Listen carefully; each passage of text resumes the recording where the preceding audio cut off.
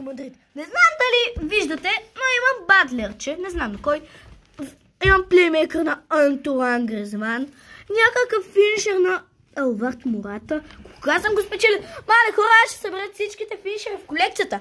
Още един на Килиан Ембапе. Добре.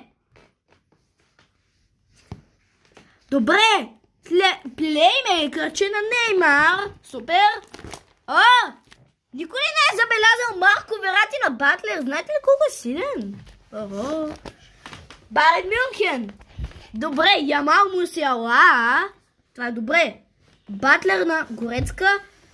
Силно има някъде и елиминация. Явно ще има. Коя част? Следващата. 6-та част. В нашият уникален канал.